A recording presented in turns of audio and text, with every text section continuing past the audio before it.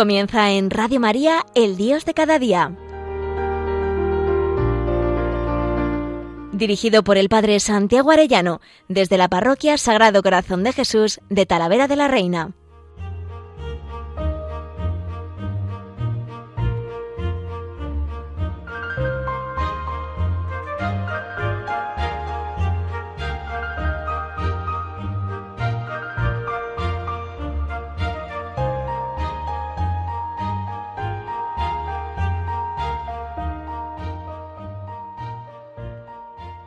Muy queridos oyentes de Radio María, qué alegría un lunes más con todos ustedes.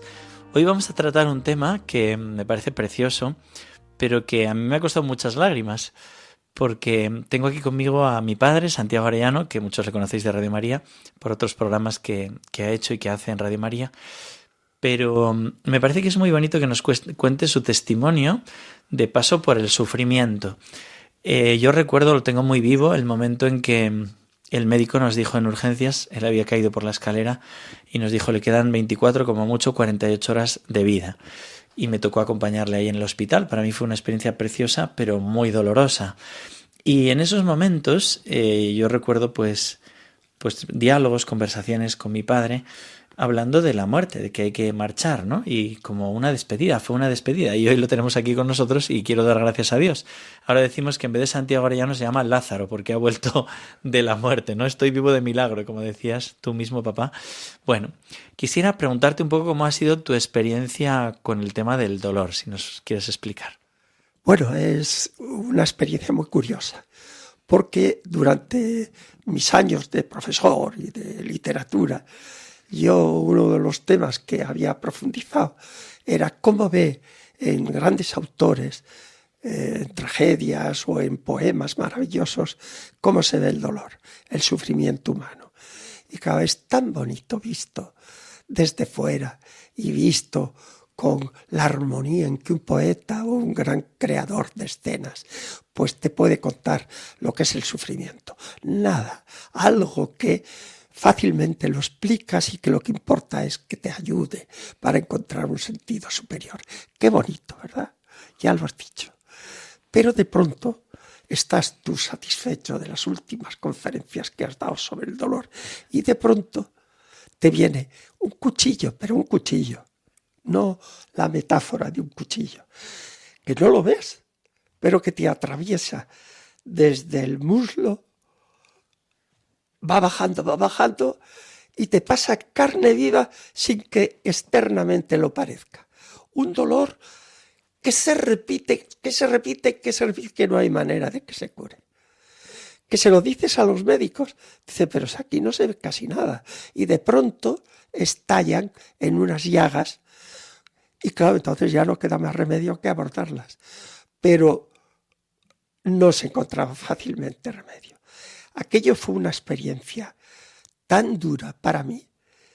Estaba yo hospitalizado, en Navarra existe la posibilidad de estar hospitalizado en casa. Y entonces me venían los médicos, me atendían. Fundamentalmente se preocupaban de mis bronquios. Lo otro lo aliviaban, pero no lo abordaban. Y entonces aquello me tuvo de tal manera atormentado que ya no podía ni descansar. Es decir, no encontraba, cuando me metía en la cama, todavía se incrementaban más los dolores. Entonces hay un momento en que la desesperación está al borde de llevarte a cualquier disparate. Es decir, lo que yo nunca hubiera pensado en la lucidez, cuando estás pasando por una etapa terrible de dolor, me hizo acordarme de citas de Santa Teresita, que aconsejaba que no se dejaran medicamentos que pudieran ser fácilmente cogidos por el que estuviera sufriendo. Amigo, eso lo pasas y de pronto te encuentras con que fácilmente dirías, oye, mejor irme, mejor escaparme. Madre mía, y entonces desde la razón no hay quien te dé respuesta a un sufrimiento físico que no lo puedes explicar. En principio diríamos, es que el ser humano está preparado para el gozo y la felicidad y para el sufrimiento, incluso para la muerte. la resistencia hacia la muerte es instintiva, porque tenemos vocación de eternidad, eso está claro. Pero cuando te toca el sufrimiento, tienes que abordarlo. Y yo sé los días y días que pasé en una desesperación interna. No podía dormir, tenía que buscar rincones, no conseguía descansar en la cama, como he dicho antes, era muchísimo peor. Y entonces, pues, yo no sé cómo se explica esto. No sé cómo se explica. Ni sé si tiene credibilidad, pero yo digo lo que me pasó.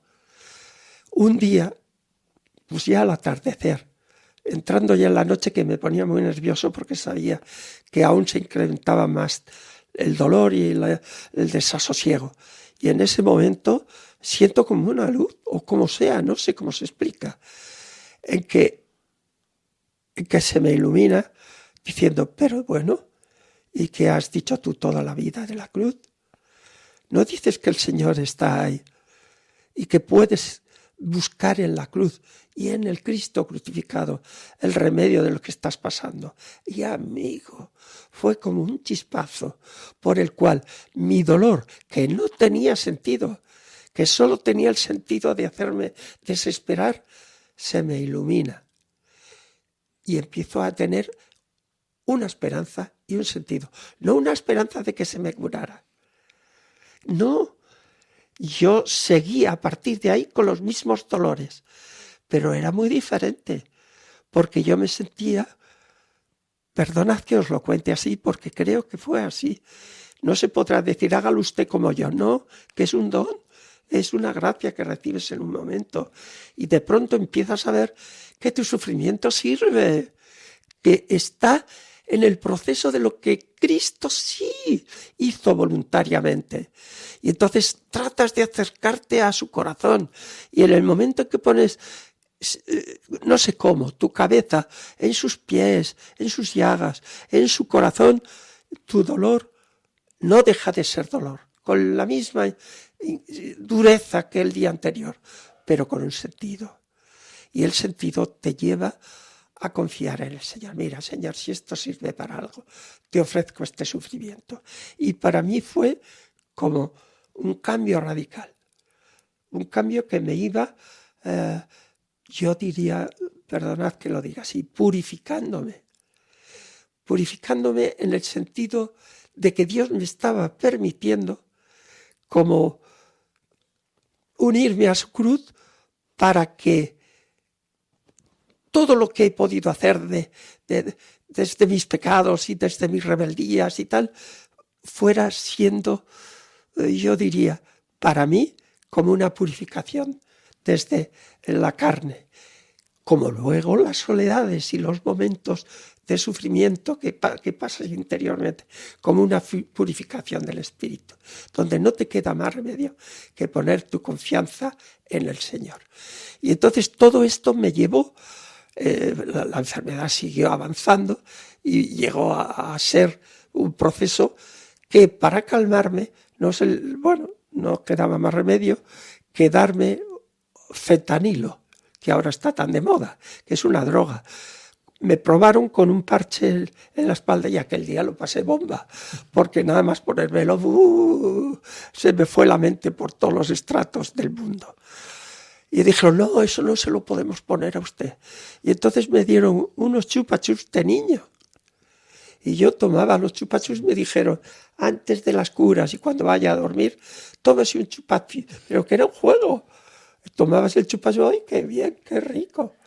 Pero sin ver, pero claro, un día, dos, un mes y medio, y de pronto que empiezo, estando en la cama, que ya podía descansar, mirando a la pared, se me aparecían los cuadros que yo había comentado.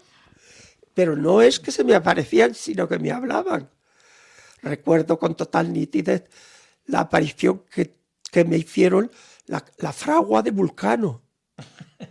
Estaba yo en mi cama y de pronto me salen el que está de frente en el cuadro, del cuadro de Velázquez, y me mira y me dice, señor Arellano, con mi nombre.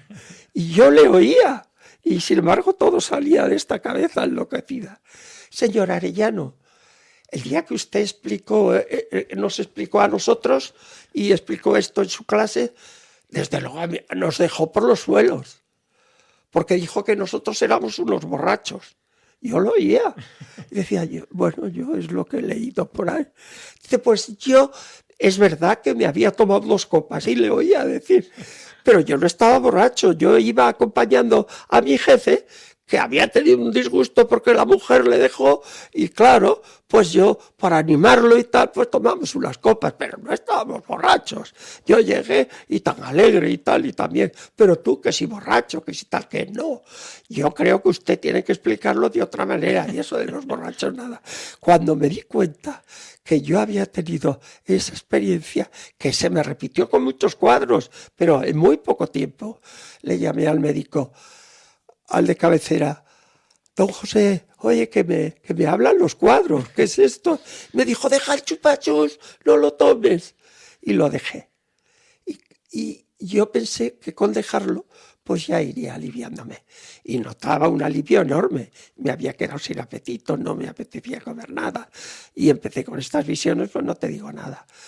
Y entonces, al 6.º día, me dijo un amigo con el que trabajo mucho, bueno, Andrés Jiménez, que es el que lleva el programa Ojos para Ver. Me dice, ¿puedes preparar una charla sobre esto? Porque íbamos a tener por vía online un encuentro. Y entonces dije, pues ya lo tengo casi hecho. Y quise bajar del primer piso. Yo he sido siempre muy madrugador. A las 4:30 me levanté lúcido, porque yo me parecía que estaba completamente lúcido. Dije, no voy a dar la luz para no despertar a Maite, no voy a usar la escalera que tengo por dificultades para subir, y también quise bajar andando. Pero yo estaba consciente hasta el primer escalón. Yeah. A partir del primer escalón desperté 10 días después en la clínica. No es que no hablara, pero no me enteraba de nada de lo que decía. Y ahí es donde vienen algunas de las conversaciones que tuve con mi hijo Santi, en donde le conté muchísimas cosas. Sí, para mí fue tremendo, porque yo le decía, bueno, papá, pues nada, muchas gracias pues yo pensaba que se iba, ¿no? Y entonces de repente me empezaba a citar poemas de literatura, de despedidas clásicas literarias, ¿no? Pues la de, por ejemplo, hoy consiento en mí morir con voluntad placentera. Explícalo tu papá cómo es. Es que, bueno, me venían, en los ratos de cierta lucidez, me venían a la cabeza momentos de lo que había sido mi vida, recuerdos literarios. Y claro, cuando uno siente que se aproxima la muerte, pues uno, no sé, le puede venir angustias o no, a mí, ¿no? En esa serenidad que encontré, es al revés. Entendí que había llegado el momento de encontrarme con lo que más quiero, con la esperanza de mi Señor. Y entonces recordé el fragmento, uno de los más grandiosos de la literatura española, de un creyente, claro. Jorge Manrique pone en boca de su padre cuando se va a encontrar con Dios. Y consiento en mí morir con voluntad placentera, clara y pura, que querer hombre vivir cuando Dios quiere que muera es locura. Pues esto me servía de oración, lo que había aprendido en los versos, y lo explicaba en clase como... Claro, yo le decía, papá, pero vamos a pedir que te cures. Y entonces él me citaba esto, y consiento en mí morir con voluntad placentera. Es decir, si Dios quiere que muera, pues me iré. Pero claro, yo pasaba fatal diciendo, ya, pero yo quiero que Dios quiera que no te mueras. Y de hecho, aquí estás. Bueno, también mala pedimos. Hierba nunca muere, pero por mala hierba. Eso me decían en los pueblos, cuando yo lo decía, me decían, no se crea que la mala hierba también muere. Bueno, pues yo el agradecimiento de tenerle aquí con nosotros, pero también le voy a pedir ahora que cuente cómo durante esos tiempos de convalecencia escribió un poema precioso. Y también que nos cuente cómo Dios le preparó allá en Marbella, ahora nos lo cuentas. Pero antes quería una cosa que has expresado al principio, y es la fuerza que tiene compadecer con Cristo, entender el sentido de la cruz. Hay una canción que compuse en unos ejercicios espirituales que es muy sencilla, pero quisiera cantarla Porque en definitiva es lo que decía la Madre Teresa cuando estaba en la noche oscura, que le decía al Señor, déjame compartir contigo tu dolor. El Señor nos invita a todos, nos invita a que pasemos con Él a Getsemaní. Nos dice, vela conmigo una hora. Y entonces nosotros le respondemos, porque le amamos, déjame compartir contigo tu dolor. Y esto es verdad que se dice muy fácil cuando no se está en la cruz. Me acuerdo el padre Mendizábal, cuando pasó un accidente tremendo, nos reunió a los sacerdotes y nos dijo, mirar, respecto a la cruz se ofrece cuando no se pasa. Cuando se pasa como se puede. Pero es verdad que él la pasó ofreciéndolo y uniendo su pasión a la pasión de Jesús. Y es lo que nosotros como creyentes queremos vivir. Entonces, esta canción dice así, nos dice el Señor primero y luego le respondemos. Vela una hora conmigo, me pides, mi buen Señor, cuando emprendes el camino de sufrir mi redención. Concédeme, te lo pido, pues es propio del amor. Déjame sufrir contigo y compartir tu dolor. Déjame sufrir contigo y compartir tu dolor. Es lo que le pedimos los creyentes cuando uno ama y ve que el que ama, el amado, sufre, pues quiere participar también de su sufrimiento, de su dolor. Y es un poco lo que nos explicabas, papá. Sí que me gustaría que nos cuentes un poco esas dos cosas, esa preparación curiosa en Marbella y también ese poema precioso que compusiste finalmente a la túnica inconsútil. Sí, me venía primero el recuerdo de que en los días que me llevaron a San Juan de Dios estaba todavía tan poco lúcido, aparentemente, ya iba recuperando bastante lucidez.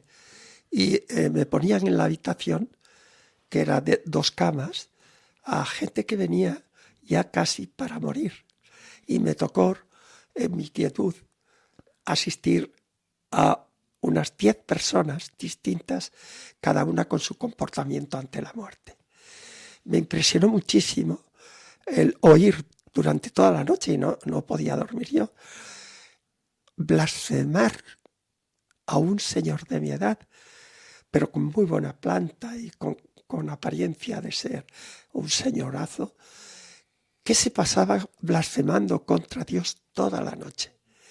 Claro, me impresionó tanto que aquella noche yo con mis dedos rezaba el rosario para que por favor no tuviera en cuenta que no era por maldad, sino que tenía que ser por el sufrimiento que tenía. Y entonces la desesperación sin perspectiva de esperanza de ningún tipo es horrorosa, y fui testigo de ello. Como también lo contrario, vi morir a un campesino rodeado de su familia. O sea, yo no los vi morir porque cuando ya iban al momento final se los llevaban. Pero me tocó ver el ambiente previo y entonces veías la serenidad, cómo estaban los hijos alrededor, cómo consolaban al padre, cómo el padre a su vez lo poco que podría decir es adiós y señalaba al cielo. Todo eso me tocó ser testigo y dices, fíjate, qué modos tan diversos, pero claro, detrás estaba una vida diversa, un modo de encontrarte, a no ser que te venga una gracia tumbativa, ¿verdad? Que Dios hace 1000 cosas. Pues esta fue unas experiencias que me dieron una hondura enorme, y entre otras la piedad, el no juzgar, el atreverte a pedir por aquel que en otro tiempo hubieras dicho, cállese, ya está bien, hombre. Al revés, Señor, ten piedad, que seguro, perdónales, que no saben lo que hacen. Eso era durante esta recuperación en la que poco a poco fui adquiriendo lucidez. Pero me ocurrieron cosas muy curiosas. Por ejemplo, antes de que empezara todo este proceso, yo me pasaba con Maite, mi mujer, los dos, íbamos a Marbella para estar con la hija que vivía allá y poder estar cerca de mi nieta y de su marido. Y entonces yo por las noches, como siempre he sido madrugador, allá en Marbella, a las 4:30 de la mañana me levantaba y todas las mañanas me iba rápidamente a la adoración nocturna de Cancelada, que está a 12 kilómetros de donde vivíamos. Un amanecer a las 4 de la mañana, una temperatura ideal. Yo llegaba, llamaba a la puerta, me abría, ya me conocían algunos. Y entonces una de las noches que fui, pues bien, había una señora que era muy amable, que lo estaba pasando muy mal a su vez ella, por su marido, sin trabajo y sus cosas. Bueno, la vida tiene todos los dos, pero con una esperanza en el Señor sobrecogedora. Y al llegar me dice, no sé si conoce usted este librillo, lo vi, y era un librillo de espiritualidad, sin más, no era de los que podíamos conocer. Y en ese momento le digo, ¿y cómo lo leo? Ábralo al azar, porque solo va a ser un rato lo que usted va a leer. Pues lo abro al azar y de pronto oigo al Señor que me decía, porque estaba escrito en boca del Señor: estoy muy contento de ti por tu devoción a la Eucaristía y por haberme querido tanto como en mi imagen de corazón de Jesús. Dice, pero ahora te quiero llevar por otro camino. Quiero llevarte por el camino de la cruz. Yo estaba en Marbella cuando terminara la sesión, que estaba encantado por el ambientillo y el rezo y el diálogo. Digo, bueno, que todas mis vía crucis sean el de Marbella. Madre mía, Marbella pasó como los demás años, con una paz y, bueno, pasear por el paseo marítimo, ir a buscar a mamá para que saliera de la playa y luego subir juntos a comer, todo esto. Y yo dedicaba a escribir y tal. Bueno, era el paraíso. Pero llego a Pamplona y empiezo a tener las primeras advertencias y empiezo el proceso por el cual me tienen que hospitalizar en casa, pues tal cual. Bueno, total, que fue increciendo. Y empieza el Calvario. Y dije, uy, yo pensaba que era broma, Señor. Pues el camino de la cruz que nos preparó, que te preparó el Señor, claro que sí. Y nada, nos queda un minutillo si quieres comentar algo de ese poema que lo compusiste en pleno dolor. El dolor me llevó a volver a lo que estaba viviendo experimentalmente, el consuelo del corazón de Jesús.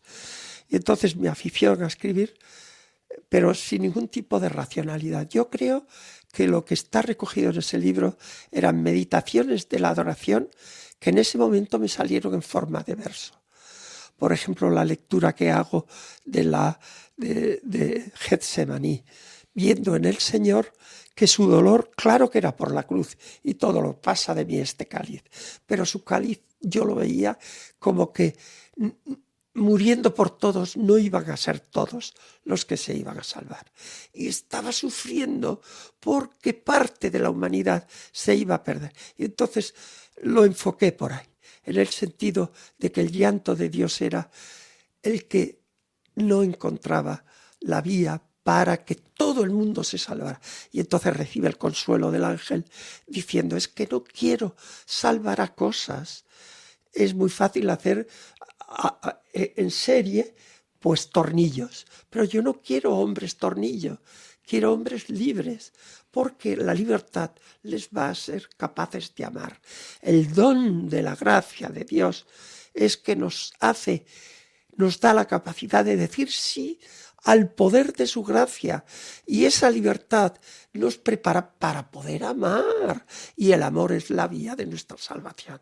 Y esto está recogido en una revisión de toda la pasión de Cristo, vista desde su túnica inconsútil, que le hace ser sacerdote, que le hace ser rey, y que al final tiene que desnudarse en el Calvario para llegar así desnudo como Cordero Pascual a subir al madero libremente, pero luego para resucitar, pero luego para encontrarse con la Virgen, pero con esa soledad impresionante de la madre, que sabe que no puede vivir, porque el dolor de la madre, como lo había visto cuando niño, es que no está con su hijo.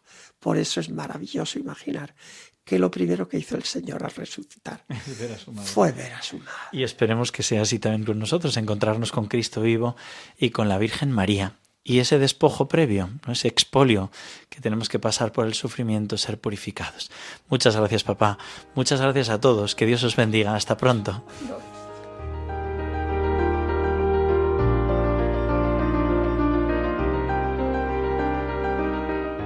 Finaliza en Radio María, El Dios de cada día.